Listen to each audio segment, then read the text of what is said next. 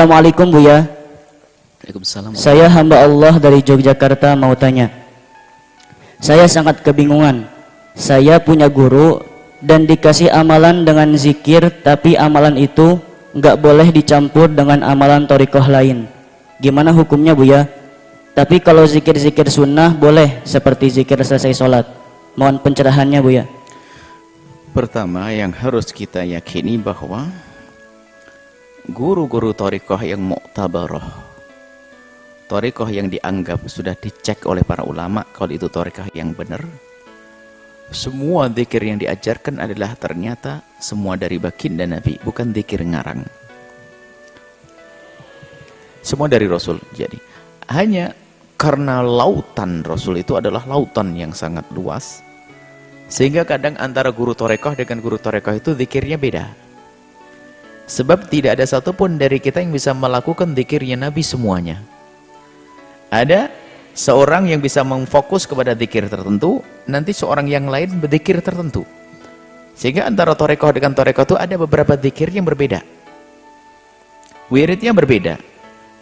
Tapi semuanya itu ada hujjahnya, diambil dari baginda Nabi SAW. Nah, itu harus kita yakini.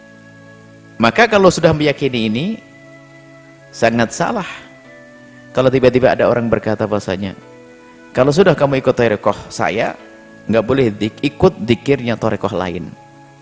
Bolehnya hanya zikir-zikir yang biasa. Loh, zikirnya thariqah lain kan sama, zikir-zikir yang diajarkan Nabi. Jadi gugur bahasanya, tidak benar jika ada orang masuk thariqah kemudian tidak boleh membaca zikir yang lain, tidak dibenarkan.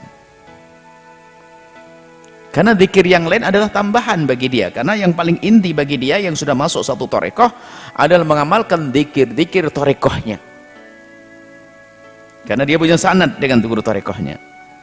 Kemudian jika dia ingin mengamalkan zikir-zikir yang diamalkan thariqah lainnya, sah-sah saja.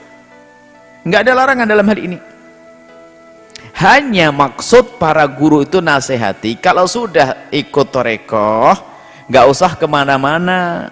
Maksudnya apa? Biar istiqomah, supaya nggak orang lompat sana lompat sini. Sebab dengan thariqah satu saja dia mengamalkannya kewalahan dia, apalagi ngambil 2 dan 3. Cuman ada sebagian orang ngambil ijazah, oke lah kita ngambil ijazah thariqah Qadiriyah, kita ngambil ijazah thariqah Tijaniyah, kita ngambil thariqah Naqsyabandi, Rifaiyah, ngambil ijazah sah. Tapi kalau mengamalkan kita belum tentu bisa semuanya mengamalkan.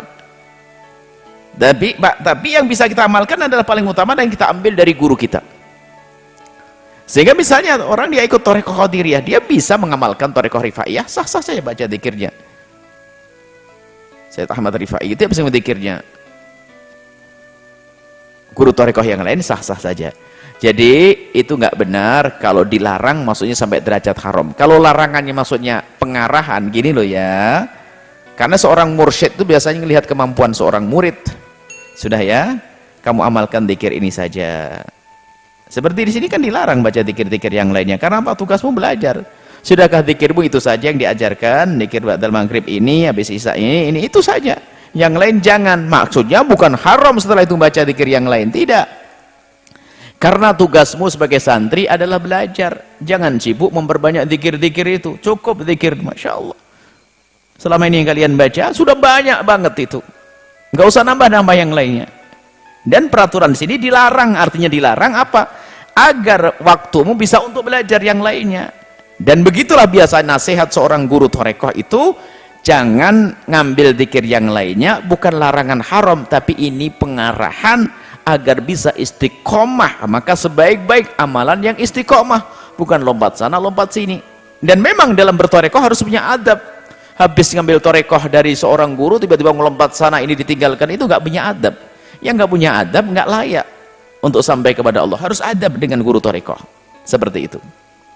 Jadi nggak apa-apa, Anda boleh melakukan amalan zikir-zikir yang lainnya, tapi ingat, yang Anda ambil dari guru thariqah Anda hendaknya Anda utamakan, karena itu adalah diajarkan, Anda punya sanad. Tapi bukan berarti Anda tidak boleh baca zikir yang lainnya. Misalnya Anda thariqah Qadiriyah, Anda bisa baca Ratibul Haddad, itu thariqah Alawiyah. Yang sudah masuk thariqah Alawiyah bisa saja mengamalkan thariqahnya Qadiriyah, amalan boleh, sah-sah saja. Tapi ingat, yang terpenting dalam amalan adalah istiqamah. Semua itu mengambil dari Rasulullah sallallahu alaihi wasallam. Wallahu a'lam bissawab.